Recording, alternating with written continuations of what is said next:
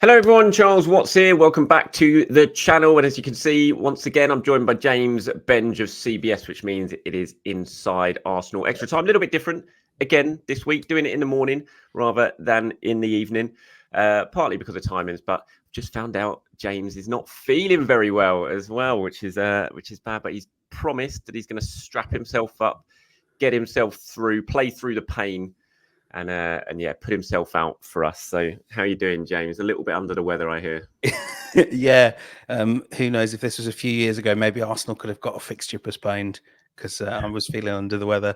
Yeah, it's been a smart week to be ill. I think all the return of the Champions League football and this never-ending February caught up with me. But yeah, hopefully fit and ready for a weekend of high drama and whatever comes on Monday, which hopefully won't be dramatic. No, hopefully when you say never end in February, we are actually in March now. First day of spring, first day of meteorological spring. I don't understand what meteorological is. Why? Surely it's just the first day of spring. Boring. I don't understand. I've just got back from doing a school run, and honestly, it is absolutely tipping it down. It did not feel like spring at all. It was one of the. You've got these delights to come a few years down the line, mate. But school runs in the wet are just monstrosities. They're bad enough in the best of times, let alone when it's tipping it down. Well, yeah, my daffodils are coming out because luckily I'm of the age where I can sort of think about my garden. So the daffodils are coming. We've got the blossom in the trees. But yeah, it doesn't feel like spring at all. Although City are in good form, so it must be spring. they are in good form, but Arsenal are in better form, aren't they? They're sensational. I was saying to my editor, who is the sort of guy who, professionally keeps across all the big clubs, and obviously we cover the Champions League. It's our job to be aware of what's happening in every big club. And I said to him, I think Arsenal are the best team in Europe right now. And he was like, "You're right, probably, possibly." Well, I don't think you can argue that right now. I'm not saying they're the best team in Europe, full stop. But right now, I don't think you can possibly argue against it when you look at the numbers. It's, Unless you call it's Porto. undeniable.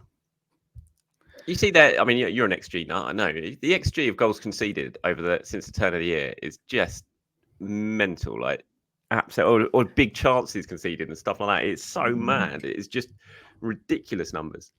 0.3 expected goals against per game in the Premier League. I think Galeno's, not the goal, those near misses in the Champions League were about more XG than Arsenal have given up, just those chances in any Premier League game this season. We have to, and I got a bit of grief when I wrote after the win over Newcastle. I kind of said, look, this can't last. And people, it can't. There's no way it can. Yeah, we're getting Timber back, we're getting Partey back. It's sort of like, yeah, but this is struck gold levels. This is alchemy, and Arsenal, I think, will be, while this back four and the depth they have is there, they will be one of the best defenses in Europe week in, week out for years. But that doesn't mean they will be miraculous, keeping opponents down to next 2 or 3 shots on target. David Raya might as well get a subscription to the Sunday Times for the amount of work he has to do in the net. I don't think that will last, but I think they're going to be a really good defence right the way through this season. Yeah, absolutely. I mean, there's no doubt about that. But there's just, like you said, there's no way you can continue at this sort of levels of shutouts that they're doing. They're just maybe could on Monday night though. Yeah, that wouldn't surprise me at all. Although, again, the sort of pessimist in me, I just look at that and I know there is literally on paper with number, there is nothing to worry about that game, and yet I still sit here worried about it, thinking it's that classic banana skin where everything's going well. I was listening on the school run actually. I was listening on Talk Sport and they were doing the odds for the game. And I think Sheffield United at home were 18-1. And I was just like, oh, this is going to go right. This is going to be so classic Arsenal. They're going to go there and lose, aren't they? But that is a pessimist in me. Obviously, there's no reason that should happen given the form of both sides at the moment. I mean, all signs point to another comfortable win, but yeah, I still can't shake the feeling that there's always some disaster just around the corner when it comes to following Arsenal. But right now, I mean, it's. When Newcastle scored, when Arsenal were 4-0 up, did your mind also immediately go to, no, it couldn't happen again at the Emirates, could it? It immediately happened. 4-0, especially against Newcastle, will scar me until the day I die. That's never going to go away. So yeah, no, it immediately came back. to me. It was a good goal by Joe Will at that. Really good header. Really nice. So it's really 5-0 to Arsenal. Yeah, exactly. 5-0. No one, only Arsenal players can score against Arsenal at the moment with this run of form. I mean, it's been a. We'll talk about Sheffield United in a minute. I was down at Colney yesterday for the press conference, obviously, and Mikel, you can quite understandably, was actually in a very good mood, which is no surprise, because if you can't be in a good mood right now, when are you ever going to be in a good mood as Arsenal manager? And yeah, so we'll talk about what he had to say ahead of the game against Sheffield United. Some good news on the injury front. I mean, for the first time in a long time, Arsenal getting very, very close to having a fully fit squad available. Fingers crossed it stays that way. So we'll talk about that. We've got some questions and comments as always, to get involved in. But I wanted to start today's show on Jorginho, who is, Arsenal are sort of planning. We here to sort of sit down and discuss the possibility of a new contract with Jorginho. A proper new contract, so not on his former terms. Actually reward him for his performances with maybe a 1+1, something like that, or maybe a 2+1 type contract. I mean, he was sensational again against Newcastle, wasn't he? On Saturday night, I found it really hard watching that game, not thinking, why didn't you play against Porto? Maybe it's just a case he can't really play at that level every 3 days now, but. It was an absolute masterclass from Jorginho again. And every time he plays at the moment, he seems to get man of the match and play. And just, I mean, does he warrant a proper brand new, fresh contract, potentially of 2 years and another year's option? What would your thoughts on it be? Absolutely. And I mean, 2+1 feels a long deal for. Correct me if I'm wrong. 32. I'm just checking 32? Actually. I think he is 32. I'm just double checking. But yeah, he's 33 in December. Oh, his birthday's one day before mine. Oh, December babies. Yeah. I'm sure he has rubbish Christmases every year. So for that reason alone, give him as many years as he wants. 2+1 immediately feels like a long-term commitment to me. But then you have to remind yourself that, and I spent a year talking about, the real problem with Jorginho is he doesn't have enough pace.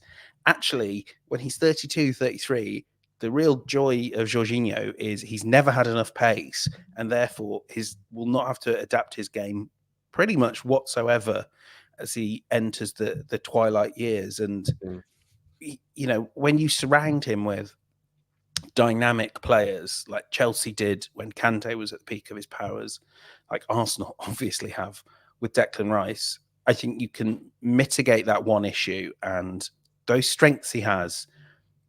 We see someone like, I think he's a different player to Pirlo, but, I think there are similarities, and that ability to set tempo and rhythm. Pirlo was showing that as he was getting towards 40 years of age. So, Well, what's Tony Cruz now over at Real Madrid? How old's Tony Cruz? 36, and playing the best football. That's a really good point. Playing the best football of his career, by all accounts. And I wouldn't be. No, he's 34. Is he 34? 34, yeah. I thought that's. Is it Modric? Modric is 38, I think. Well, and Modric probably plays a role. I mean, he does play a role for Madrid that's pretty similar to what Jorginho plays, where he doesn't play week in, week out, but there is no fear to chuck him in to the biggest games, maybe even if he hasn't played in 2 or 3 weeks. I mean, if I'm Arsenal, I'm probably starting out the offer at 1+1 because you don't want to commit long-term money. With someone at that age, you just don't want to gamble. But I suppose the thing there is, and I imagine there will be lots of interest. Well, we've seen his agents talking all the time about interest from clubs in Italy, and I wouldn't be at all surprised, given the pace of football in Serie A at times, that there are Italian clubs that would be willing to offer 2+1 or something like that at this age. So I suppose if you want to have a realistic chance of keeping him, you might have to go to what those clubs are throwing towards him. And I think you have to keep him. We know that El Neni is almost certainly off in the summer.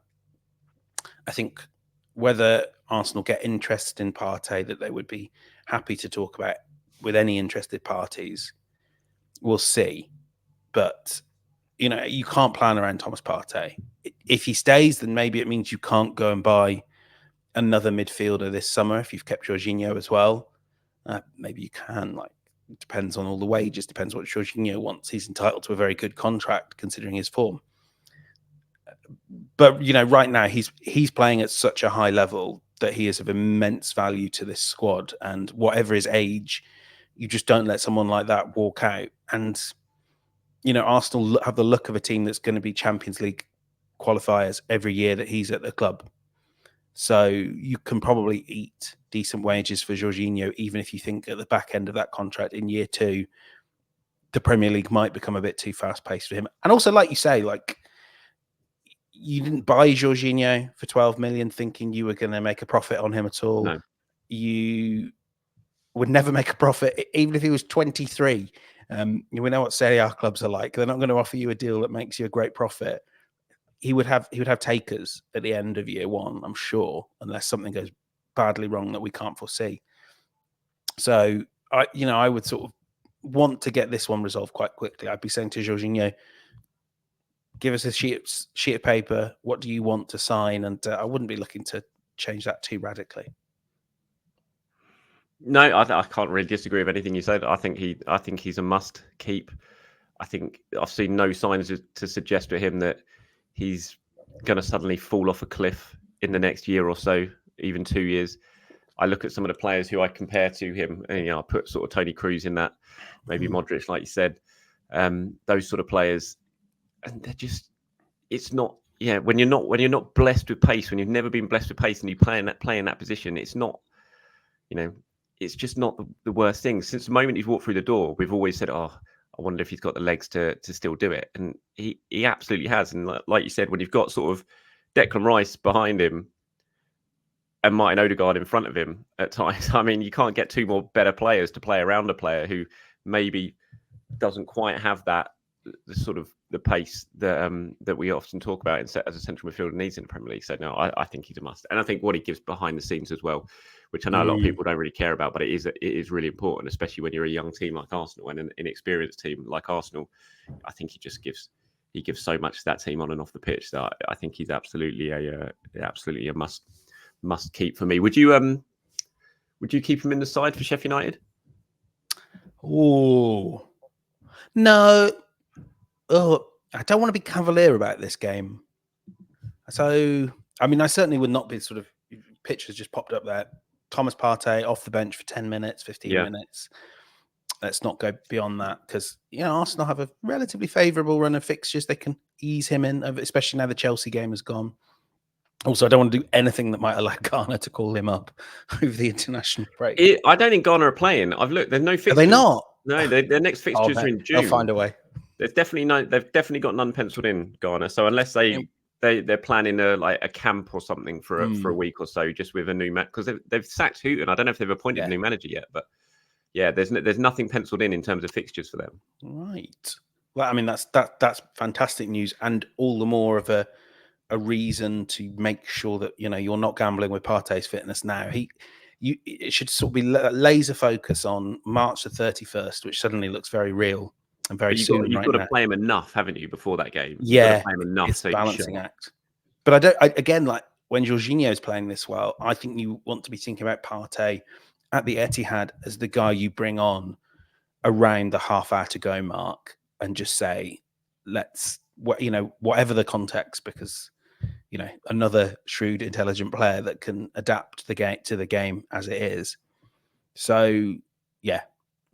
I would think this might be a game for something a bit that we haven't seen before, like ultra technical.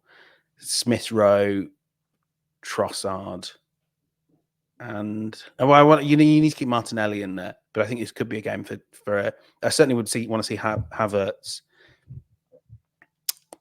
There's so many good Arsenal players, I can't fit them all into one team.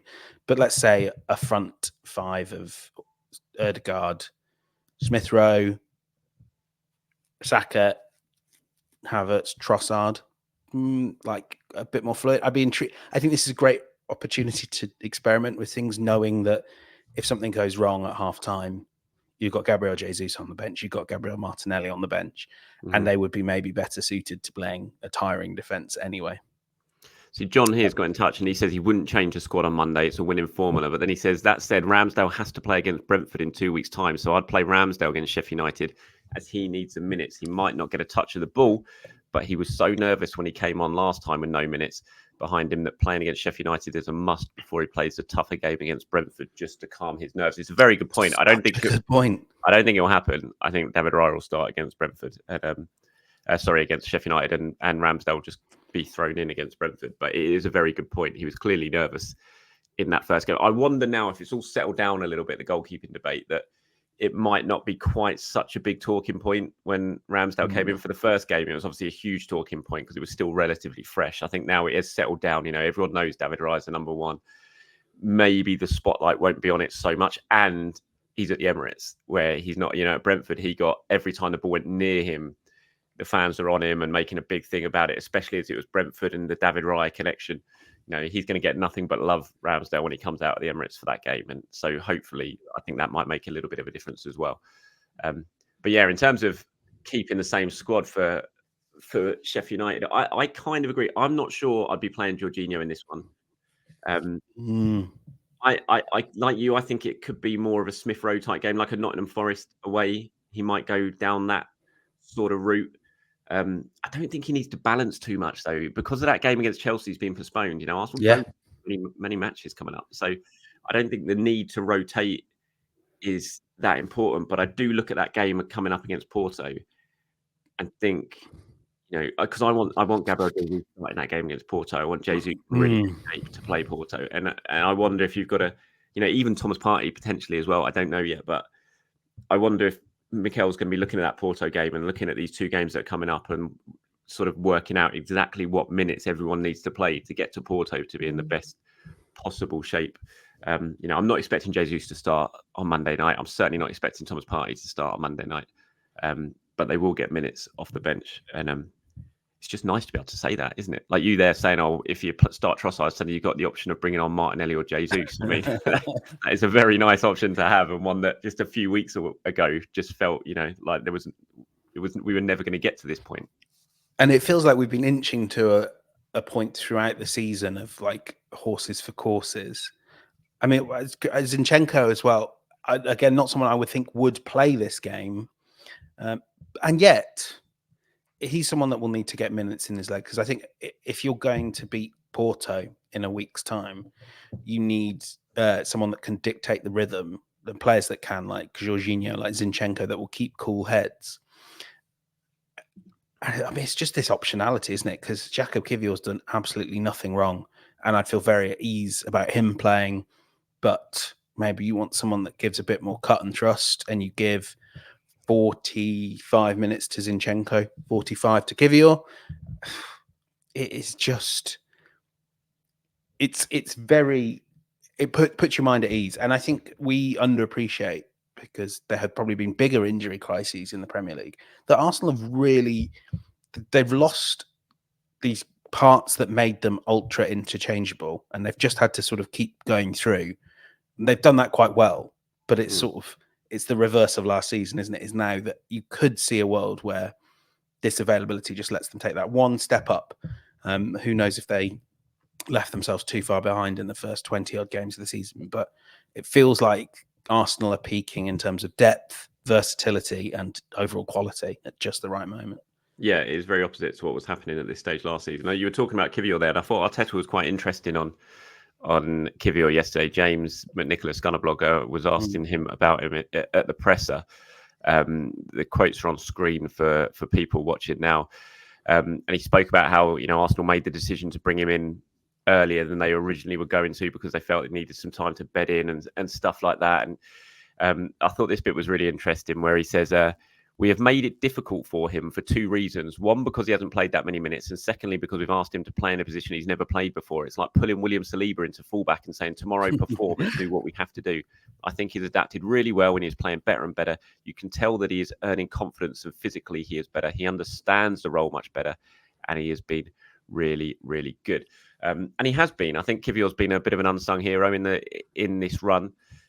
You sort of go back to the Fulham game, where he really struggled at Craven Cottage. He was taken off at half time. Then Arteta made the sort of tweak that he has with Ben White now playing the inverted role. And Kiwior just looks so much more comfortable there, but not just comfortable. I think he just looks, and Mikel said it, where he says he's earning confidence, and he just looks a lot more confidence now. You can see just little things that I've noticed, like in the Burnley game, where I thought he played really well up Mm. at Burnley, and he made a couple of blocks, and he was up there sort of celebrating and defend. You know, the Arsenal defenders are doing that a lot now. They're celebrating blocks, celebrating tackles.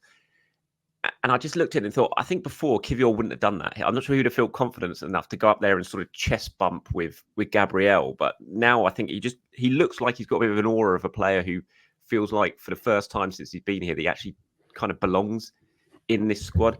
And yeah, I think he deserves a lot of credit because he came over very, quickly. I mean, Mikel said it himself, they weren't really planning on it, and suddenly they did it. So he probably wasn't thinking it was going to happen in January.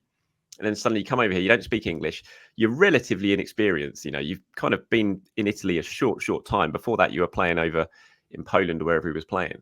And suddenly you're in the Premier League with Arsenal in a title race. I mean, he had to learn on the job very, very quickly.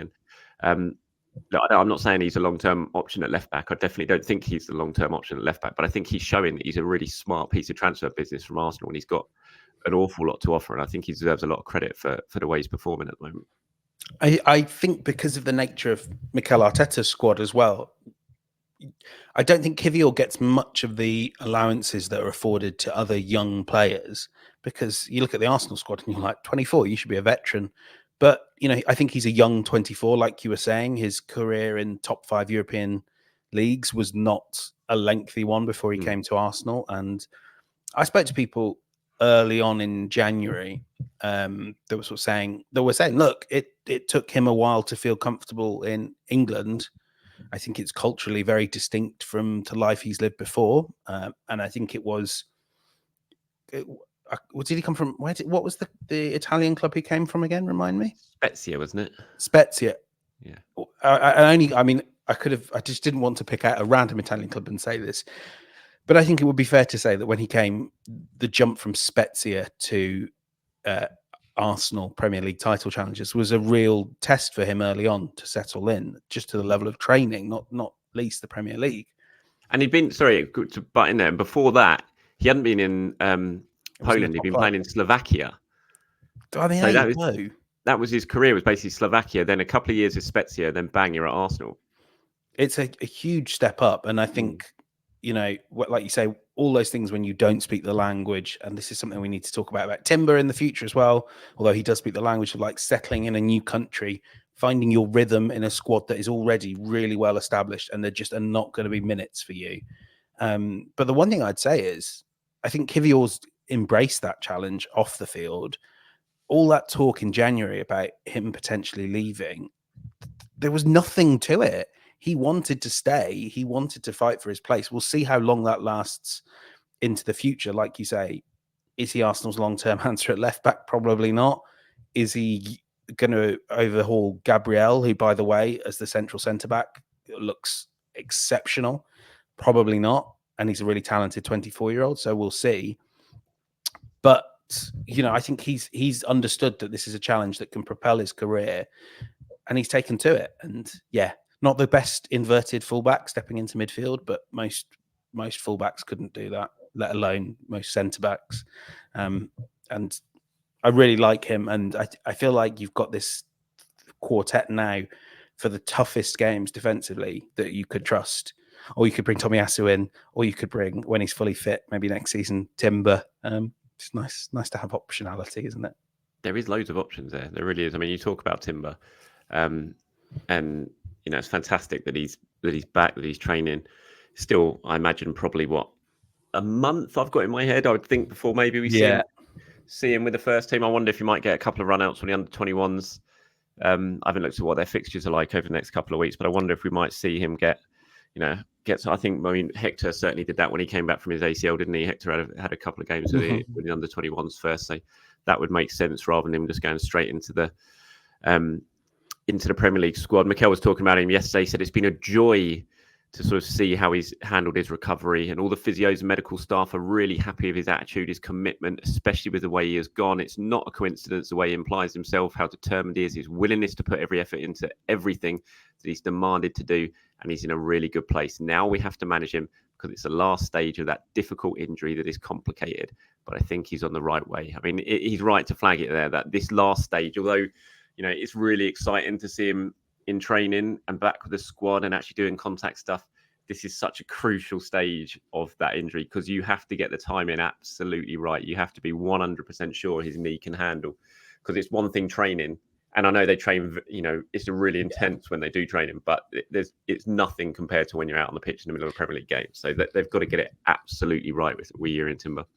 And the, going at 100%, I think when you speak to people that have had knee injuries, and we've all interviewed people who've gone through something similar to what Timber has, having faith in your knee and that moment when you're thrown into whether it's full contact training and then the next stage of the match that's a real challenge, because a lot of people, and I don't know how Jorginho Timber feels about his knee, but I know a lot of people that have suffered similar major knee injuries. The big step is actually, and the hard step is that final moment that Arteta was talking about, where you have to trust that your knee can take the strain of an intense training session and then a match. Like you, I don't think we'll be seeing a great deal of him, especially like given the Chelsea match being taken off the fixture list. I feel like it'll be under 21s for a while. Maybe they try and do something during the international break.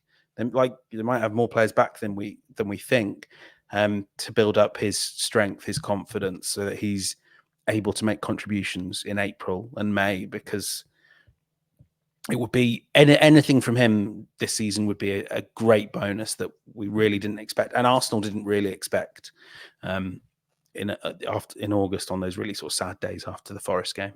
Yeah, exactly. I've said it exactly the same as that for a long time. I just think it is anything we get out of Timber this season's a bonus.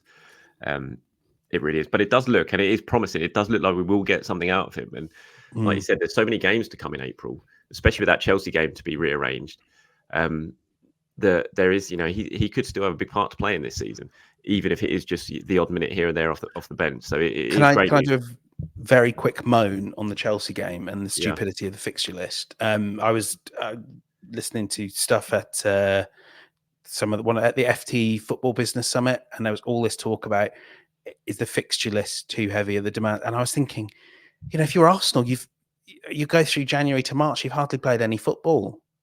And then you get into April, like you've got the fixture list up there, Charles. It's no free midweeks. I know that the fixture list is sacrosanct and that managers plan way in advance, but several teams, including Arsenal, have had games scheduled for the 16th of March cancelled. All power to Chelsea. Congratulations, you actually managed to beat a football team. The sort of failure of imagination to not say, let's pick out, I don't know. I mean, the North London derby, I know both, but a game where two teams are not in the FA Cup fifth round, whatever it is, the quarterfinals of the FA Cup, not pull one of those games forward. It beggars belief. Like, if there's space to get these games played, get these games played. I know Arsenal will benefit from the break as well, I'm sure. But I think if you gave Mikel Arteta the option, I think he'd be delighted to get another game, a Brighton away or a Luton or whatever. Just get it played. It's stupid. And he was asked about it yesterday, and he said, he was very like, "Oh, look, it is what it is. We knew that it was an option. Now we'll plan to use that time in the best possible way, because that would mean that we'll have a more congested period in April." I mean, it doesn't make too much of a difference, that Chelsea game. It's like one game. It gives them an extra about 3 or 4 days off, doesn't it? Because then it goes straight into the international break. Yeah. The thing is, though, that Wolves game on the 20th of April is FA Cup semi-final weekend, and Wolves have got Coventry in the quarterfinals. So if Wolves win that, which you would expect they will, then that game is going to have to be moved, and that's the 5th last game of the season. And at the moment, the Chelsea game looks like it was going to be after Wolves and before Spurs. So it's going to be on Tuesday or Wednesday before Spurs. And then you would think that Wolves will probably have to go in that penultimate game between Man United and Everton. It might have to be that. Which is going to be Coventry.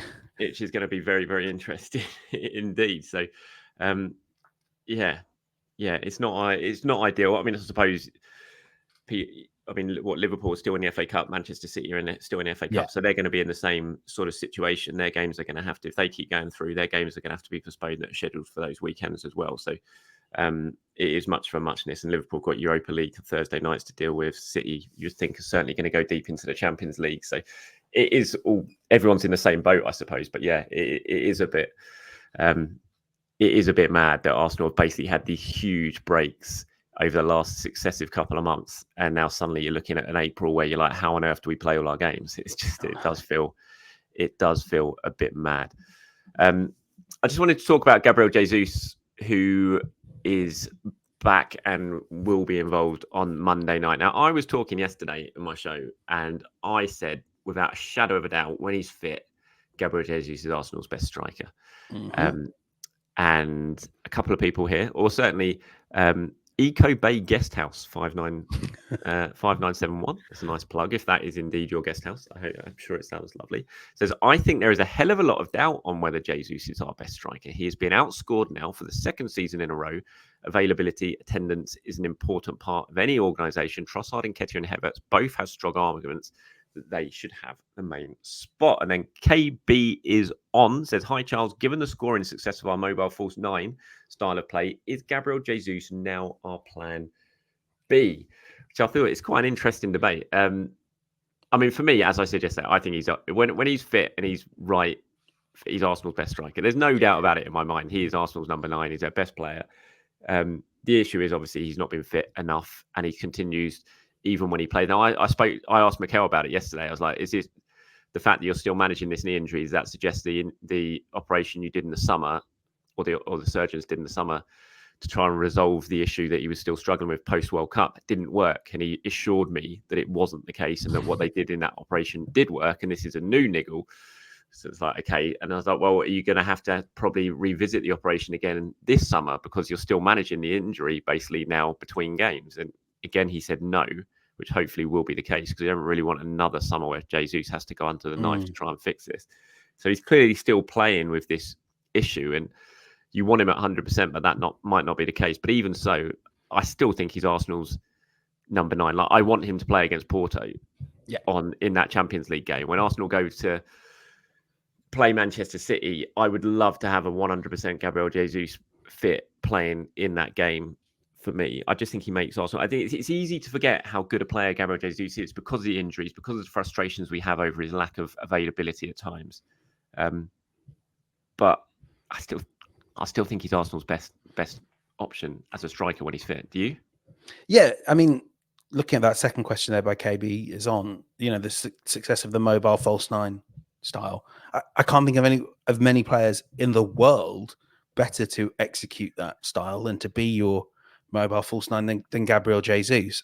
I think Eco Bay Guest House raises a really important point that availability is an ability. And, ever since this first knee injury over a year ago, Jesus isn't showing that. And it's why the signing of this new striker or new forward this summer feels so important, because Arsenal can't trust in Jesus's availability.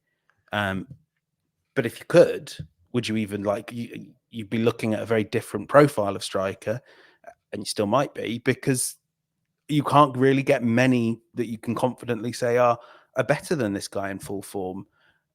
It has been a really long time since we've seen that. You have to go back to pre-World Cup, I think, to feel like you're confidently seeing the best of Jesus over a run of games. But that level, like you say, Charles, that level is beyond any other forward in the squad in that central position. Yeah, and like you said, he does when he plays. He is a false 9 base. He's not a normal number 9, is he? He does play that false 9 role. So, I still think he's a fabulous player, Gabriel Jesus. I think he's still got lots to offer.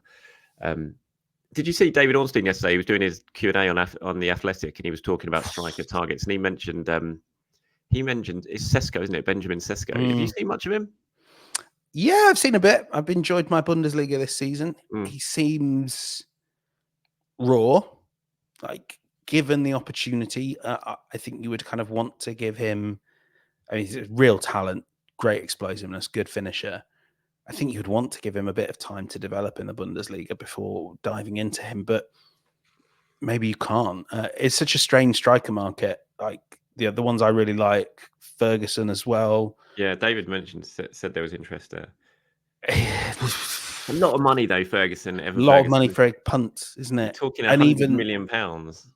Even the ones that are more established Osimhen. I mean, let's set aside Osimhen because it's a sort of different financial level. But your Bonifaces. Who else is There's straight on? Gyökeres, isn't there? At Gyökeres. Sporting. They're just not. None of them have like 4 seasons of elite level production, or if they do, like Gyökeres is in the Championship, so it just doesn't feel like there's a can't miss guy, which is why it's so important that you get Jesus right, so that if you take that gamble and it's not quite perfect, you'd still have a number 9, and if that means putting Jesus under the knife, which evidently Arteta says it isn't, but you got to do it. Yeah. I think when you look at the number 9s in the summer, the 2 sort of ready-made ones obviously are Osimhen and Tony, who kind of experienced top-level strikers who are ready to go. Whether Arsenal go there, I don't know. I have a feeling they wouldn't. I think they would go for that more sort of that next level below, where it's a bit of a work in progress type thing. It tends to be the type of player. I suppose they didn't with Declan Rice. They went big on Declan Rice, who was sort of tried and tested. So they might do that with the striker again. But Gyökeres is an interesting one. Lots of people have been in my comments over the last couple of weeks or so, keep bringing him up. He's got this release clause. He scored a lovely goal. I did watch a bit of the game against Benfica yesterday. I was watching the highlights of it. He scored a lovely goal for Sporting yesterday. His numbers are ridiculous this season. And I didn't really know anything about him until I watched Coventry last season. At the end of were they in the playoffs, Coventry? They were in the end. They got to the playoff final, didn't they? Yeah, they got to the final, didn't they? Yeah. And I saw him in that, and they were all talking about him and saying he was probably going to go at the end of this, whatever happened. If they didn't go up, he'd go. And then he's obviously done amazing things in Portugal. And he does have all the attributes to be a top striker. And I was really impressed with his goal yesterday. The strength he showed and his numbers are impressive. So, yeah, he's certainly one to watch. And David did mention him in his Q&A yesterday as well. I think he's got a release clause of about 80 million, I think, something like that. I would. This is the thing: they're all gambles. I would be willing to spend a bit more for Ferguson. I think I've seen him do it in the Premier League. I don't want to be that guy. I hope people that watch this show regularly know I'm not necessarily that guy. But I don't know. I'm skeptical about Portugal and the Championship. But like Ferguson, you'd be paying 100 million for a guy that doesn't get in the team always ahead of Danny Welbeck. So it's really hard at the moment. Yeah. I mean, if you're looking for a striker from Brighton, João Pedro. João Pedro's keeping Ferguson out of the team a lot and scoring a lot more goals than Ferguson. So why is he not the name that's being mentioned rather than Evan Ferguson? I don't know. And he looks, and I really like João Pedro whenever I see him play. I liked him at Watford, and I like him at Brentford. So it's an interesting one. Look, before we go, I just want to bring up this question. It's from Sean. Says, "Hi Charles, do you have any update on Ben White's contract? Feels like ages ago we heard he was being offered a new deal, but seems to have gone quiet. Should we be worried, or is it just a matter of announcement?" Well, I'll just point you towards the interview he did with Sky Sports yesterday at the training ground just before Mikel Arteta's press conference. The sort of headline quote is above in their tweet, where he just says, "I wouldn't want to be anywhere else." And he went on to talk a little bit more in true Ben White fashion to sort of add to that. And I think when you say should we be worried, I'd just point you to that quote. "I wouldn't want to be anywhere else." And no, I think it's only a matter of time before that contract. It looks like a man that would want to be anywhere else. I was speaking about that yesterday at Colney, and there was a picture that came up, and it was just basically exactly the same as this picture. I thought that it's just so classic Ben White of like, "I do not want to be talking to you. Go away. I want to go back and just play football, train. I don't want to be sat in front of the media." But that's why England squad scene. That's why, yeah, we'll see what happens with that. Wouldn't hold out too many hopes, but we'll wait and see. Certainly should be in it. Of course he should. But yeah, we all know it's not just about football when it comes to that. But yeah, I wouldn't be worried at all, Sean. I'm very, very confident that an announcement for Ben White will not be too far away. Right, that's about it, James. I think. Anything else you want to talk about before we call time on this one this week? No, not really. Have you watched Air, the film? Recommend that. Top tip for our viewers. Watch Air. It's about the Michael Jordan one with the Michael Jordan. Yeah, I have watched it. Very good. Yeah. It's very good, isn't it? It's quite weird. It's sort of the plucky underdog story of whether a trainer company will convince a man to wear some trainers. Yeah, quite enjoyed that. That's been my week, really. Ben Affleck, Matt Damon, isn't it? Yeah. Yeah. No, I watched that a while ago. Yeah, no, it is. That was good. Very good. You finished Slow Horses yet? Oh yes, December feels a lifetime away, but that is just sensational television. I'm head over heels. It's Gary Oldman, the best I've ever seen him, and Yeah, I'm a huge Gary Oldman fan. He is unbelievably good in it, isn't he? Absolutely unbelievable. Can't wait for new series. Cannot wait for new series. Just started Chernobyl. Again, we're quite late to some of these You're things. late. You are late to these. Very See, late that's to Chernobyl. brilliant. It's quite hard to convince. Hannah works very long hours, and it's quite hard when she gets back to sort of say, "Hey, do you want to watch something about nuclear disasters?" She's generally like, "No, I'd quite like to watch Love Is Blind." Yeah, I know that feeling. Michelle always falls asleep. We start trying to watch a series, and I'll sort of turn to her, and she'll be asleep. No, and it's like, are we ever going to actually get through this? We watched what was that one? It was something called like One Day, I think it is, on Netflix. Oh yeah, One Day on Netflix. Yeah, which was actually really good. I looked at it, I was it? like, am I going to like this? But I actually did really enjoy it. I thought it was quite good. Yeah, it was a good idea. I encouraged Hannah to watch that without me, so I don't think I will be watching that. Cool. All right. I wasn't expecting to turn into a TV debate when I asked, is there anything else you wanted to talk about before the end? But we better get going, hadn't we? We better get going. I better get this one out. Thank you very much, everyone, for watching and listening. As always, myself and James will be back next week on one of the days. What's going on next week? Is there a midweek game next week? Yeah, it's Champions League's back. Oh yeah, not for Arsenal. Of course, it's the first week. Yeah, of course. So yeah, we'll probably do Thursday, I imagine, won't we, next week for that? Yeah. Looking ahead to Brentford. So, and between now and then, obviously, I'll be doing my usual daily shows. So keep your eyes peeled for that, whether it be on here on YouTube or on podcast. Until then, mate, thank you for joining me. I hope you feel better. Have a good weekend. I'll catch up with you soon. See you soon. Bye-bye. Bye-bye.